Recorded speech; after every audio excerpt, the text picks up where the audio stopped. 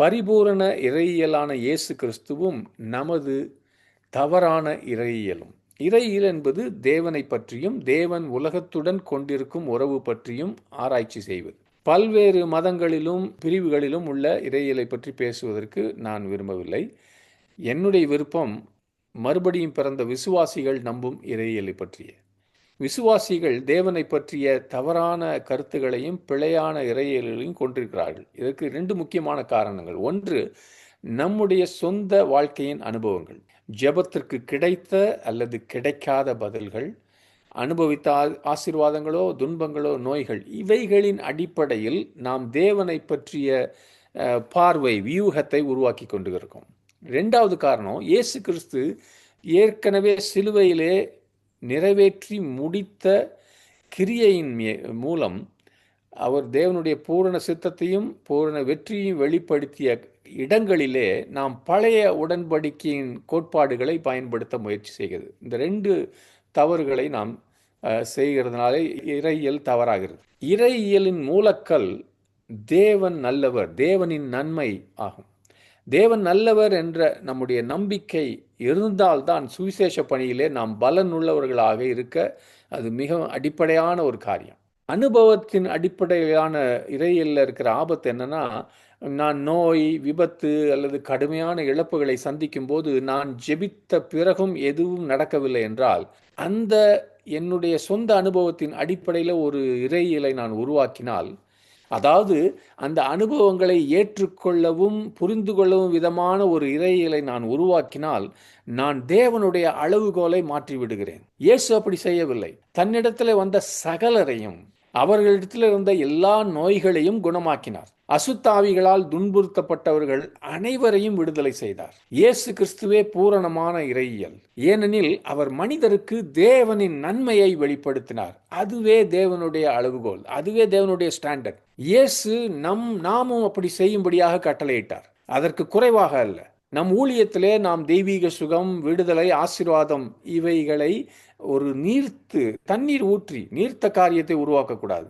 நமக்கு 2 தேர்வுகள், 2 சாய்ஸ் தான் இருக்குது. குறைபாடுகளை குறைவுகளை அனுமதிக்கும் இறையியலை நாம் உருவாக்குவது, அல்லது அவர் பதிலளிக்கும் வரை தேவனை தேடி இயேசுவிலே நிலைத்திருப்பது. நீங்க ஜெபிக்கிறீங்க, ஒருவர் குணமாகலைன்னா அதுக்காக ஒரு இறையியலை உருவாக்கலாம், அல்லது அவர் குணமாகிற வரைக்கும், அங்கே தீர்வு கிடைக்கிற வரைக்கும் தொடர்ந்து தேவனை தேடலாம். இதுதான், தீஸ் ஆர் த 2 சாய்ஸஸ். இது 2 தான் உங்களுக்கும் எனக்கு இருக்க தேர்வுகள். சீஷர்களுக்கு ஒரு அற்புதம் நடக்காத போது அவர்கள் ஏன் என்று இயேசு இடத்துல கேட்டார்கள். அது வேறு வார்த்தையில் சொல்லணும்னா, அவர்கள் அற்புதத்தை எதிர்பார்த்தார்கள் ஒவ்வொரு முறையும்.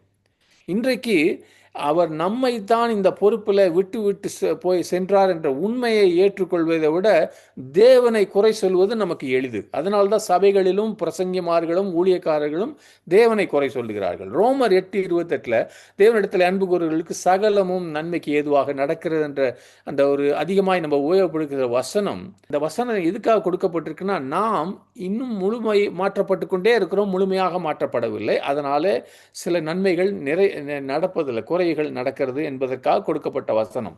ஆனால் நம்முடைய குறைகளின் அடிப்படையிலே இறையியலை உருவாக்கக்கூடாது. இறையியல் இயேசு கிறிஸ்துவை மையமாக கொண்டது. அவரே நம்முடைய முன்னோடி. பிதாவின் வெளிப்படுத்தப்பட்ட சித்தமும் அவரே. என் வாழ்க்கையின் ஒரே நோக்கம் இயேசுவை பின்பற்றியும் அவரை அறிவதும் தான், அவரை மற்றவர்களுக்கு அறிவிப்பதும் தான். இயேசுவால வெளிப்படுத்தப்பட்ட இறையியல் தெளிவாக சொல்வது என்னன்னா, தேவன் ஒருவரையும் நோயாலோ விபத்தினாலோ பாவத்தினாலோ தண்டித்து அவர்களை பழக்குவிக்கவோ வளர்ச்சி அடைய செய்யவோ செய்வதில்லை. இது சரியான இறையியல் அல்ல. அது இயேசு சிலுவையில முடித்த காரியத்துக்கு விரோதமாக இருக்கும். பிதா இயேசுவை அடிமைத்தனத்தில் இருப்பவர்களை விடுவிக்க அனுப்பினார். இயேசு அதே தான் சொன்னார் நம்மகிட்ட, பிதா என்னை அனுப்புனது போல நானும் உங்களை அனுப்புகிறேன். அதனுடைய அர்த்தம் இதுதான்.